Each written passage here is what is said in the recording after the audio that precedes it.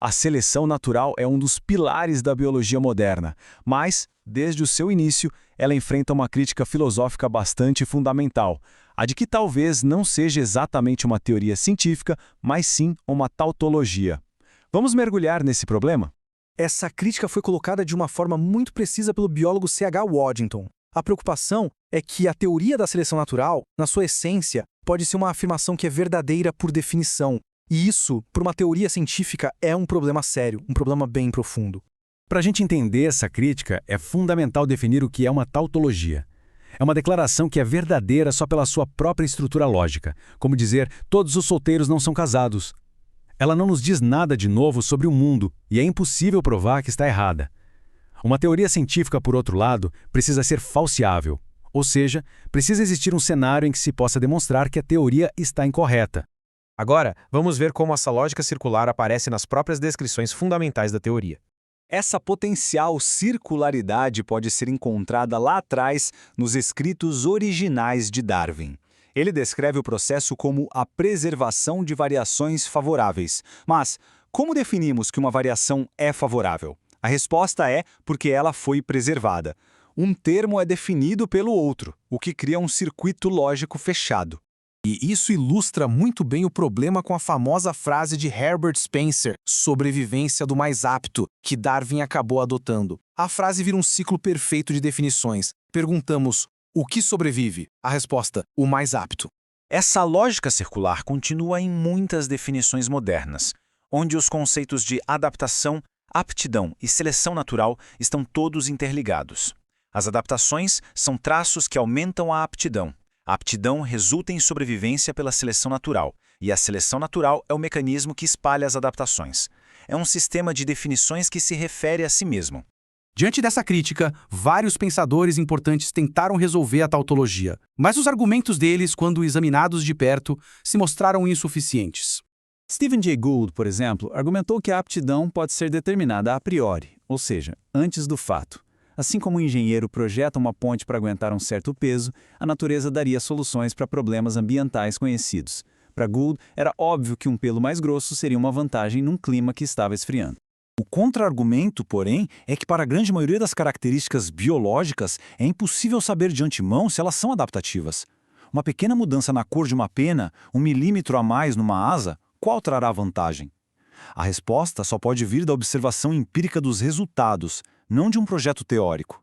Lipton e Thompson propuseram outra defesa, tratando a seleção natural como uma explicação por filtro.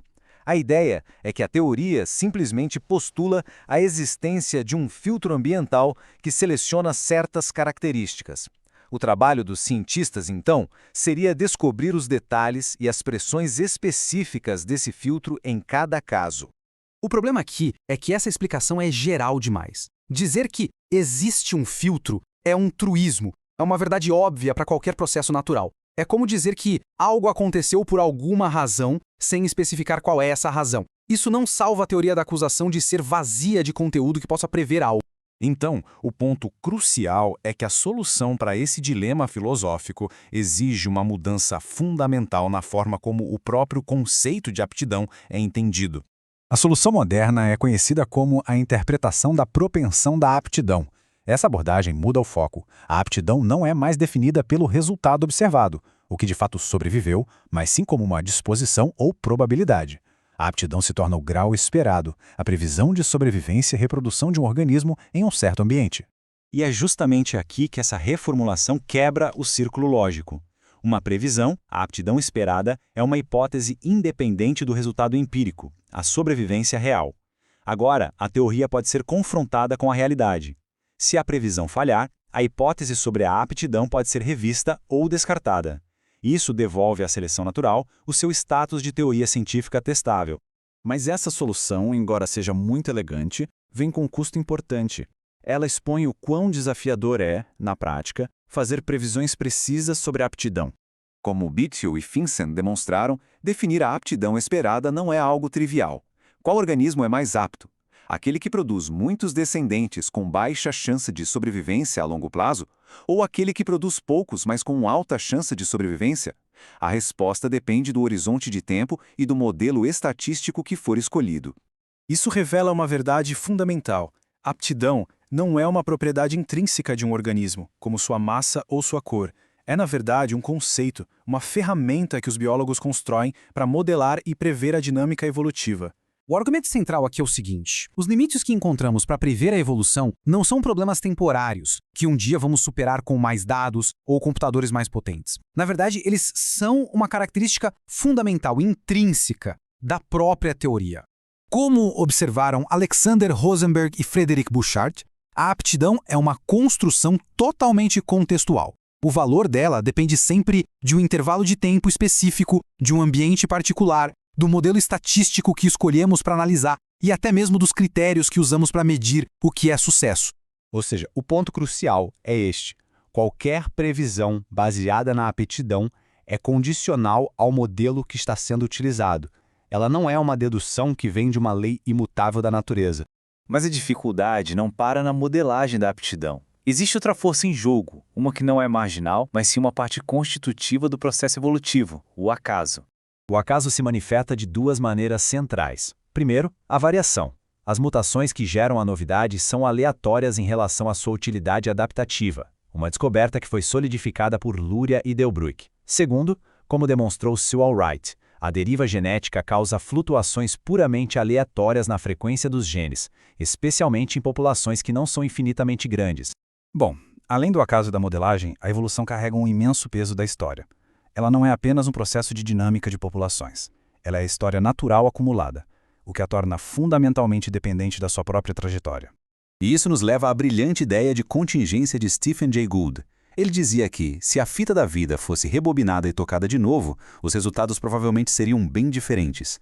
Pequenas flutuações no início poderiam levar a resultados macroevolutivos completamente distintos ao longo do tempo. Ernst Mayr sempre enfatizou esse caráter histórico da biologia. O próprio ambiente não é um palco passivo e estável. Ele muda, e os organismos o modificam ativamente. Essas interações ecológicas são recursivas, criando um ciclo de feedback que impede a formulação de leis universais e preditivas, como aquelas da física.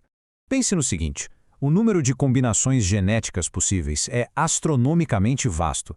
E como discutiram Mark Kirchner e John Gerhardt, novas funções podem emergir de maneiras totalmente inesperadas. Isso significa que o espaço de possibilidades evolutivas não é um baralho de cartas com um número fixo de resultados.